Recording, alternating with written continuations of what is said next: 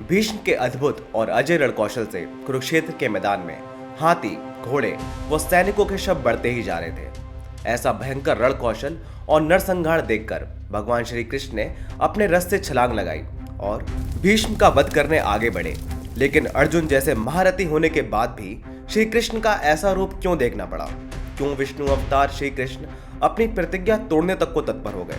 महाभारत में कई ऐसे अद्भुत क्षण हैं जो धर्म, कर्तव्य और रिश्तों के गहरे अर्थ को दर्शाते हैं।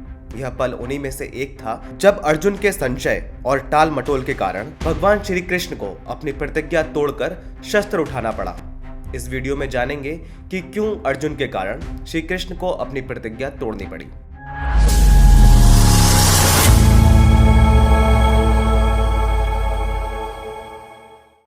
यह तो सभी जानते हैं कि महाभारत युद्ध में कौरवों के सेना के सेनापति भीष्म पितामह थे, जिन्होंने युद्ध के मैदान में उतरने से पहले एक और प्रतिज्ञा ली थी कि वह सभी योद्धाओं को मारेंगे, लेकिन पांडवों को नहीं। न किसी महिला व ऐसे व्यक्ति को मारेंगे जो अपने पिछले जन्म में महिला था, और न किसी ऐसे व्यक्ति को मारेंगे जो अपने पिता की मात्र इकलौती संतान थी, जिसकी सूचना भीष्म ने दुर्योधन को पहले ही दे दी थी। लेकिन कौरवों के पक्ष से यह भी प्रतिज्ञा ली थी कि वह हर दिन 10,000 पैदल सैनिक और 1,000 रथियों को मारेंगे। वहीं दूसरी ओर सेना का नेतृत्व राजा द्रौपद के पुत्र व द्रौपदी के भाई धृष्टद्युम्न कर रहे थे। महाभारत युद्ध के पहले ही दिन जैसे ही शंखनाद के साथ दोनों सेना एक दूसरे पर टूट पड़ी, तब पितामह भीष्म ने अपनी पूरी शक्ति के साथ पांडव सेना पर हमला बोला। उनका पराक्रम इतना अद्भुत और घंघोर था कि जो भी उनके मार्ग में आता वह क्षण भर में नष्ट हो जाता। ऐसा लग रहा था मानो मृत्यु के देवता स्वयं धरती पर उतर आए हों, जिस कारण पहले दिन पांडवों की बहुत क्षति हुई। युद्ध के बाद युधिष्ठिर को एक ही चिंता सताई जा रही थी कि अगर पितामह ऐसे ही आगे बढ़ते रहे तो पूरी पांडव सेना का शीघ्र ही सर्वनाश हो जाएगा, क्योंकि वह किसी की भी परवाह किए बिना केवल एक योद्धा की तरह युद्ध कर रहे थे। युधिष्ठिर को चिंताग्रस्त देखकर श्री कृष्ण व अन्य योद्धाओं ने उन्हें आश्वासन दिया और अगले दिन की युद्ध की रणनीति की चर्चा करने लगे।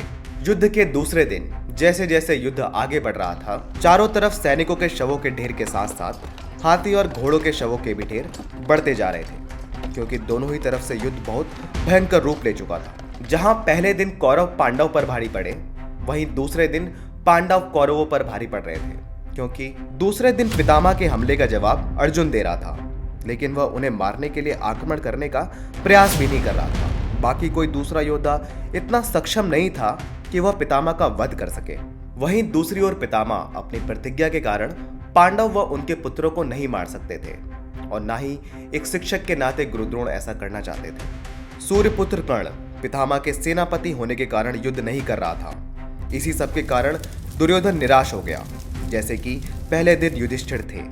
पितामह भीष्म के नेतृत्व में महाभारत युद्ध के 9 दिन ऐसे ही बीत गए और भीष्म पितामह का रथ अभी तक अजय ही था, जिसे कोई रोकने में सक्षम नहीं हो पा रहा था। भीष्म का ऐसा रौद्र रूप देखकर पांडव सेना भाग खड़ी हुई। अर्जुन भी भीष्म के विरुद्ध निष्क्रिय बन रहे थे और पितामह होने के कारण अपनी पूरी शक्ति से जवाब नहीं दे रहे थे। यहाँ तक कि श्री कृष्ण के बोलने के बाद भी वह अपनी झिझक को नहीं निकाल पा रहे थे और बोले कि मैं उन्हें कैसे मार सकता हूँ जो मेरे श्रद्धा के योग्य है कृष्ण। उस युग में भीष्म व अर्जुन दोनों ही महान व अद्भुत धनुर्धर थे, लेकिन फिर भी एक दूसरे पर आक्रमण करने से चूक रहे थे। हर बार अर्जुन द्वारा पितामह भीष्म के प्रति युद्ध में नम्रता को देखकर श्री कृष्ण क्रोधित हो गए, जिसके बाद वह चाबुक लहराते हुए रथ से युद्ध के मैदान में कूद पड़े। क्रोध से श्री कृष्ण की आंखें लाल प्रतीत हो रही थी। हाथ में चाबुक लिए वह अजय भीष्म की ओर उन्हें मारने के दृढ़ संकल्प से चल दिए। जैसे ही अर्जुन ने श्री कृष्ण का यह विनाशकारी रूप देखा, वह घबरा गए और अपने रथ से कूदकर श्री कृष्ण के पीछे उन्हें रोकने के लिए दौड़ पड़े और जाकर उनके पैर पकड़ लिए। उन्होंने श्री कृष्ण को युद्ध में हथियार न उठाने की प्रतिज्ञा स्मरण कराई और कहा कि आप अपनी प्रतिज्ञा भंग मत करो। मैं आपको अपनी पूरी शक्ति से युद्ध करने व भीष्म पितामह का वध करने का वचन देता हूँ। अर्जुन की ऐसी विनती के बाद श्री कृष्ण मान गए और वापस रथ पर लौट आए।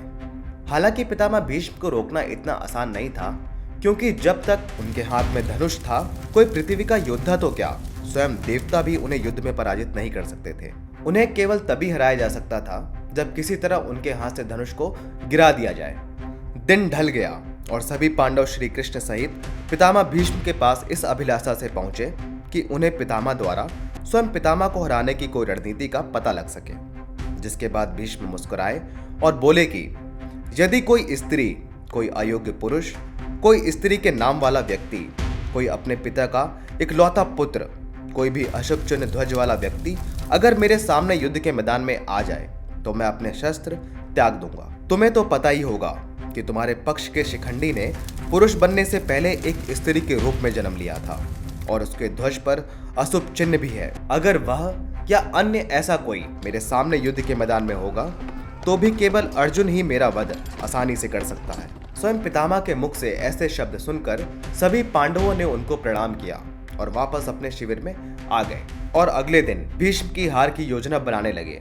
इसी बीच अर्जुन ने भी युद्ध के कुछ क्षणों को याद करते हुए बताया कि युद्ध के दौरान जब भी भीष्म के सामने शिखंडी आता था तो भीष्म पीछे हट जाते थे, तो हम कल शिखंडी को ही आगे रखकर भीष्म पितामह से युद्ध करेंगे। अगली सुबह जब एक शंखनाद के साथ युद्ध शुरू हुआ तो योजना अनुसार पांडवों ने शिखंडी को भीष्म को चुनौती देने के लिए प्रोत्साहित किया। अर्जुन, भीम, सात्यकी और अन्य महायोद्धाओं से घिरे शिखंडी ने भीष्म के ऊपर 3 बाण चलाकर उन्हें द्वंद्व युद्ध के लिए उनको चुनौती दी, लेकिन भीष्म ने हंसते हुए शिखंडी को जवाब देने से मना कर दिया। शिखंडी के बाणों का प्रहार इतना कोमल था कि वह चाहकर भी भीष्म पितामह को चोट नहीं पहुंचा सका। अर्जुन फिर भी शिखंडी को भीष्म पर हमला करने के लिए बोले जा रहे थे और सांत्वना दे रहे थे कि भीष्म की रक्षा के लिए आने वाले सभी लोगों से मैं तुम्हारी रक्षा करूंगा, तुम केवल पितामह पर हमला करना जारी रखो। जंगल की भड़की हुई आग की तरह भीष्म ने शिखंडी को किनारे कर बाकी पांडव सेना पर अपना प्रहार तेज कर दिया। लेकिन अर्जुन ने एक बार फिर शिखंडी को भीष्म के ऊपर सामने से हमला करने का निर्देश दिया और कहा कि तुम केवल आगे खड़े रहना, जबकि हमले की कमान स्वयं मैं संभालूंगा। इस निर्देश को सुनकर कौरव सेना के योद्धा भीष्म की रक्षा के लिए जैसे ही आगे बढ़े तो पांडव सेना के योद्धाओं ने उन्हें रोकना प्रारंभ कर दिया, जिसके बाद इतना भीषण युद्ध हुआ जैसा कि पिछले 9 दिनों में अभी तक नहीं हुआ था। शिखंडी को आगे कर अर्जुन ने भीष्म पर बाणों की बौछार कर दी। यह बाण इतने तीखे थे कि उनके प्रहार ने भीष्म के कवच को भेद कर उनकी छाती में कई जगह छेद कर दिया। शिखंडी से बचने की कोशिश में भीष्म ने कई शक्तिशाली शस्त्र चलाए, लेकिन उन्हें अर्जुन ने बीच में ही नष्ट कर दिया। अर्जुन के तीखे बाणों से भीष्म का पूरा शरीर शत विशत हो गया। उनकी रक्षा के लिए आए दुशासन से भीष्म ने मुस्कुराते हुए कहा कि इन बाणों ने मेरे ऊपर बिजली से भी तेज प्रहार किया है, जिसकी पीड़ा बिल्कुल असहनीय है, और मैं दावे के साथ कह सकता हूं कि ये बाण शिखंडी के हो ही नहीं सकते।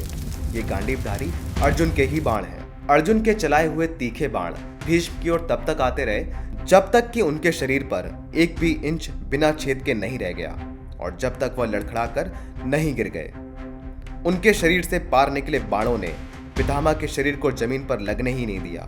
ऐसा लग रहा था कि शांतनु पुत्र, कुरु महापुरुष और वीरों के वीर, अखंड प्रतिज्ञा लेने वाले भीष्म पितामह बाणों की शैया पर लेटे हुए हैं। महाभारत युद्ध के 10वें दिन भीष्म पितामह के पतन के साथ ही अर्जुन ने श्री कृष्ण को दी हुई प्रतिज्ञा को भी पूरा किया था। हम आशा करते हैं आपको यह वीडियो अवश्य ही पसंद आई होगी। अगर आपको यह वीडियो पसंद आई है तो अपने दोस्तों व परिवार के साथ जरूर शेयर करें। लेकिन क्या आप जानते हैं कि कर्ण ने अपने जीवन में कई गलत फैसले लिए थे, वो भी सिर्फ अपने अहंकार के कारण? अगर नहीं तो इस वीडियो पे क्लिक करके जान सकते हैं। अगर आपने अभी तक हमारा चैनल सब्सक्राइब नहीं किया है तो प्लीज कर लें। धन्यवाद।